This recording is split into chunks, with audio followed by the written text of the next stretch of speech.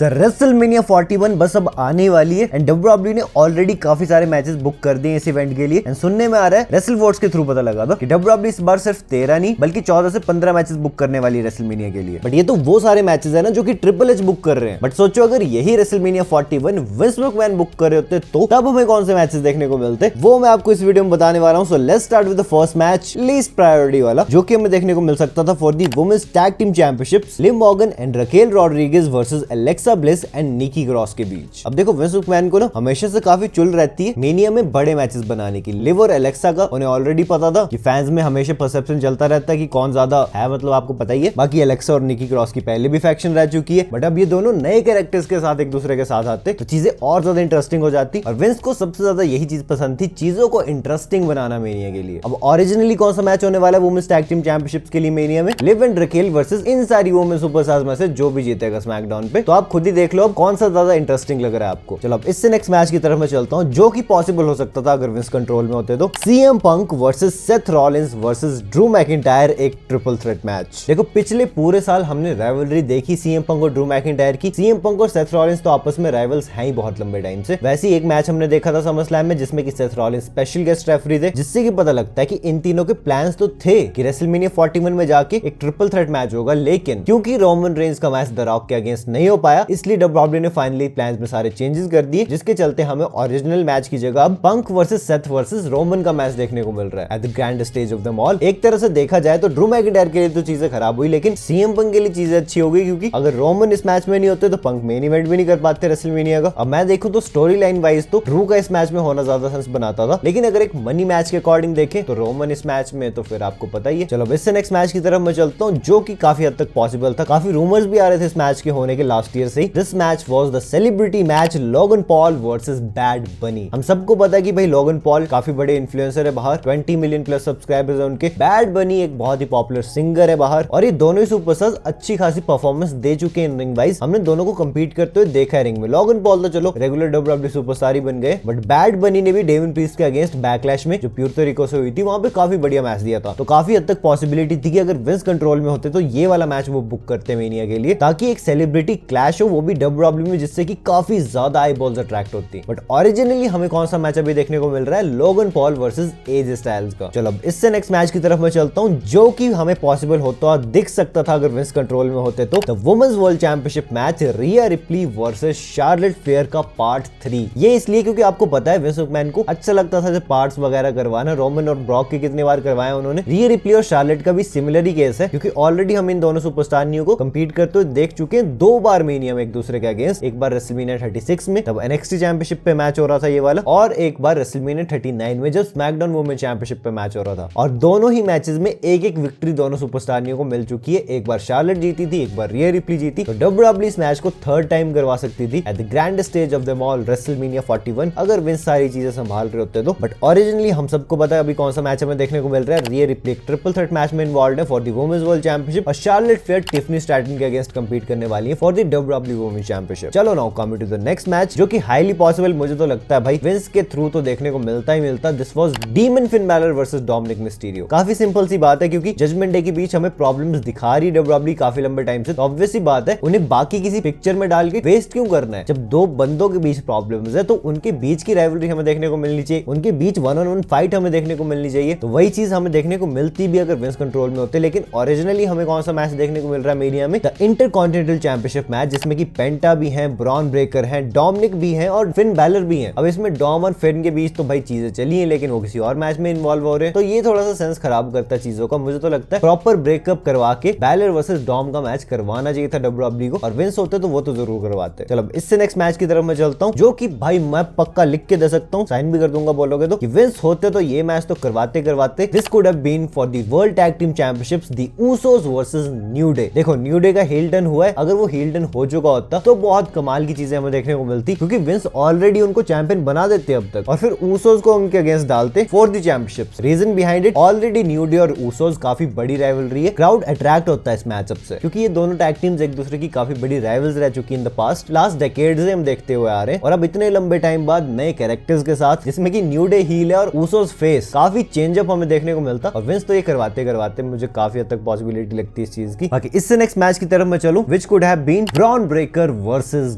Goldberg. अब देखो Goldberg वैसे तो ओरिजिनली प्लान्ड है कि भाई लास्ट रिटायरमेंट मैच जो देंगे अपना वो समर में जाके देंगे, लेकिन मुझे लगता है अगर विंस कंट्रोल में होता तो ये मैच रेसलमेनिया में ही हो जाता, क्योंकि उनको पता है कि रेसलमेनिया के लिए अगर टिकट सेल ज्यादा करनी है तो फिर गोल्डी भाई हैं, क्योंकि मेन स्ट्रीम में काफी अच्छा खासा जानते हैं उन्हें लोग, और वैसे भी ब्रॉन ब्रेकर और गोल्डबर्ग के बीच काफी रिजेंबलेंस है। डेफिनेटली विंस मैकमैन वाला मैच बुक कर देते। चलो अब इससे नेक्स्ट मैच की तरफ मैं चलता हूं, which could have been for the world heavyweight championship John Cena versus Gunther. अब ओरिजिनली अगर विंस होते तो जॉन सीना ने रॉयल रंबल जीत ली होती इस साल की, और उन्होंने गुंथर को चैलेंज किया होता फॉर द वर्ल्ड चैंपियनशिप, क्योंकि वैसे गुंथर हील है, जॉन सीना फेस है। हील टर्न तो बिल्कुल नहीं करवाते वो सीना का, बट ये सीना का हमें एक फेरी टेल मोमेंट देखने को मिलता है जिसमें कि वो गुंथर को हरा के अपनी 17th टाइटल कैप्चर कर लेते हैं at the grand stage of them all. और वैसे भी गुंथर का कैरेक्टर जिस तरह का डब्ल्यूडब्ल्यूई में काफी मजा आता है इन दोनों को एक दूसरे के अगेंस्ट जाते हुए देखने में, चाहे फिर वो प्रोमो वर्क हो चाहे फिर वो रेसलिंग वाइज हो। अगर आप सोच रहे हो कि भाई जॉन सीना गुंथर के अगेंस्ट क्यों जाते हैं, विंस फिर डब्ल्यूडब्ल्यूई चैंपियनशिप के लिए कौन सा मैच बुक करते हैं, वो फिर हो सकता था the American nightmare Cody Rhodes versus the viper, the apex predator, the legend killer Randy Orton. अब देखो भाई साहब काफी सिंपल सी बात है, काफी मस्त सी चीज है। हम सबको पता है रैंडी ऑर्टन लास्ट ईयर से टीज करते हुए आ रहे हैं कि उन्हें कोडी की डब्ल्यूडब्ल्यूई चैंपियनशिप चाहिए एट अ पॉइंट, अभी नहीं लेकिन कभी ना कभी। तो वो सारी चीजें ट्रिपल एच वाली की वो लॉन्ग टर्म स्टोरी टेलिंग करते हैं, साल 1.5 साल 2 साल लेके जाएंगे चीजों को, तब जाके मैच करवाएंगे। लेकिन विंस ऐसा नहीं करते हैं, विंस लेते हैं ऑन द स्पॉट एक्शंस। अगर उन्हें कल भी आइडिया आता तो आज हमें मैच देखने को मिल जाता। तो ऐसी चीजें विंस करने की कोशिश करते हैं, जिसके चलते डेफिनेटली हमें कोडी और रैंडी की राइवलरी इस साल से शुरू होती हुई दिख जाती, और फाइनली ये वाला चैंपियनशिप मैच होता एट रेसलमेनिया 41। बट ओरिजिनली हमें पता है कि भाई कोडी वर्सेस सीना का मैच हो रहा है for the WWE championship eight WrestleMania 41, which is again not bad. And जो फाइनल मैच हमें डेफिनेटली देखने को मिलता रेसलमेनिया 41 के स्टेज पे, वो तो भाई अनमैच्ड है।